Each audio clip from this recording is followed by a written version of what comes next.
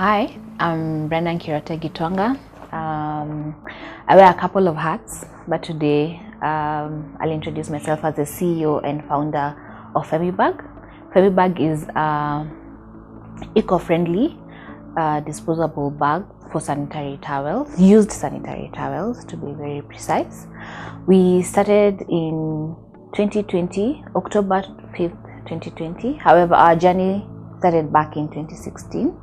And it started when I first visited my then boyfriend, my now husband, in South Africa, who were doing a long distance relationship, and I hadn't seen him the whole year. So I was pretty excited to go meet him and visit him. However, I didn't do my math pretty well, and I found myself on my periods while I was traveling. Being a tampon girl, and him being a guy, and I mean, he lived with his brother and friend, so it was a boys only house. It was a very tough period, like 3 days. It was a very tough season for me because one, we didn't understand how, or rather I didn't understand how I was supposed to dispose of my tampons. The only bin they had was the kitchen bin, which was quite something for me. And this was also my first time sharing a bathroom with anyone, and especially a man or men, to be precise. So I didn't have an option, and especially for the first days before I could figure out my way out, I didn't have an option but to flush my tampons down the toilet, which you should not do. Then I quickly realized I didn't have a choice but to use pads, which are not very comfortable. And that's when I got the realization of why not make something or come up with a product that could sort out such situations. And it got me thinking, actually, back during my graduation, same year, when a friend visited me and she was uncomfortable disposing of her pads as well into my bathroom bin, and she had to wrap her pads in newspaper and then tissue and have to carry it back home, and that was really gross for me. So I started the process of coming up with the product in 2017. However, we got a bit of challenges, and one of the major ones was getting a manufacturer who could do the bags in using eco-friendly materials. So in 2017, Kenya banned polythene. So our first prototype had polythene in it, and KEBS banned it, and also NEMA. So when that happened, I held that idea, and my friend, one of my very good friends, Tessie, really challenged me in 2019 to go back to the drawing board and figure out myself and figure out the product, and she didn't give me enough time. So I had 3 months to figure out a manufacturer, figure out everything from ground zero, because I had put that on hold, gotten a job, figured out my life, and forgotten about this idea. But yeah, so we got a manufacturer, and we wanted to go live on the 21st of May 2020, but we had a few challenges as well. On the 5th of October, we launched, and we've been doing this now for 9 months, and it's been an amazing journey. We're really growing. We are currently doing it online through our social media platforms, Instagram, Facebook, and through our website, Femibag. And the journey has been good so far. This is how our Femibag pack looks like. It's very feminine. We decided to be quite feminine with our colors, and this is like our logo, and it comes in 16. Why 16? Because we did a survey and we saw that most women have their menses for approximately 4 to 5 days, and they take up to they can take up to 4 hours to change a pad. So in a day, one could easily use 3 or 4 pads or tampons, that is. And so one pack is enough for a cycle, and this is how it looks the inside. So once you have used your pads or tampons, you put it inside, and then it has a sticker, which is one of the things that we pride ourselves in, that you just pull out, you seal it, and you throw it in the bin, and you forget about it.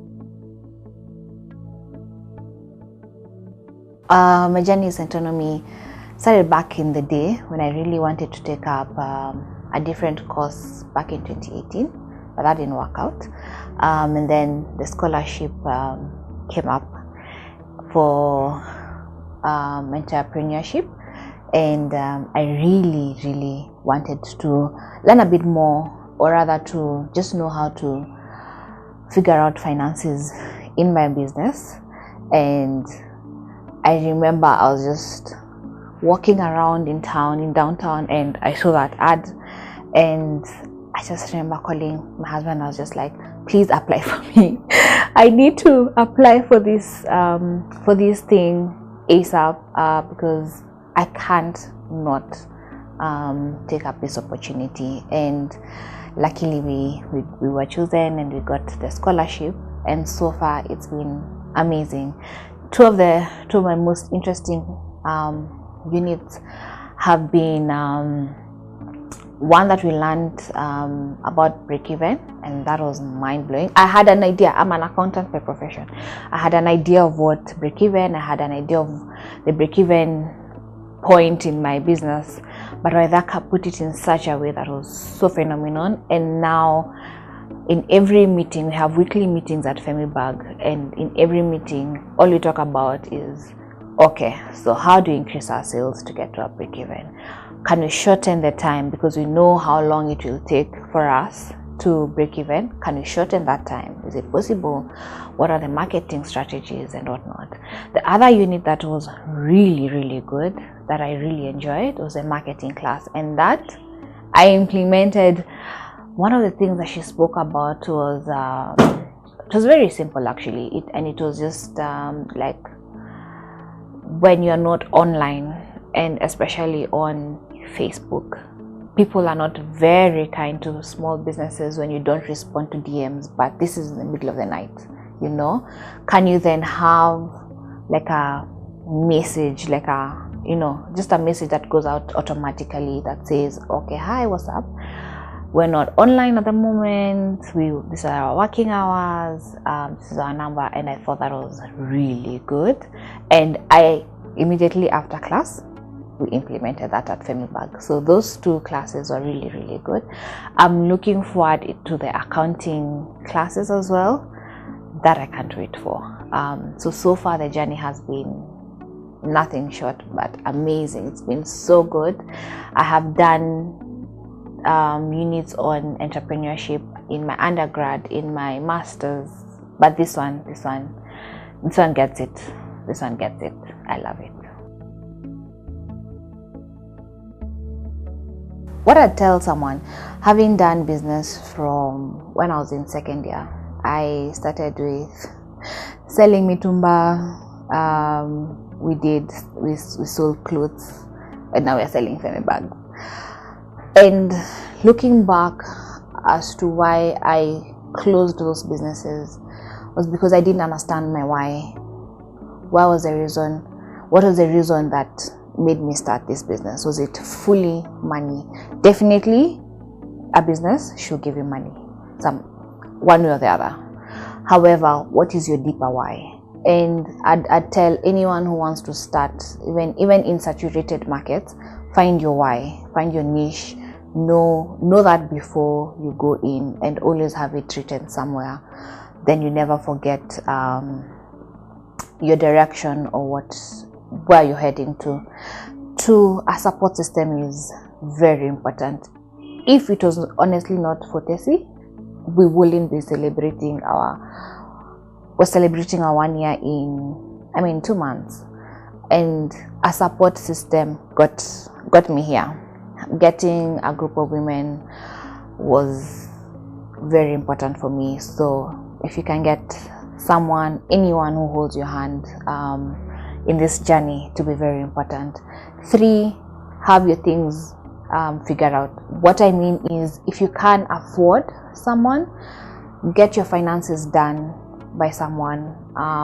Get your financial analysis done. Get to know your 5-year projection done way before you start. Put systems, because you do not want to be, as an entrepreneur, the only you don't want to be the backbone. You don't want to be everything for this business. If you drop dead today, someone else can take up. And if you can afford it, get people who are able to run for you this business. Have structure, have systems. You give guidance and handle the business. Just know where we're getting finances and how the rest will be running. But the rest, let it be done by other people. And forget something that you enjoy. Love what you're gonna do. Be able to love it every single day. And enjoy it. And enjoy the journey. And it's not an easy journey. It doesn't pay that fast. But it's an interesting journey.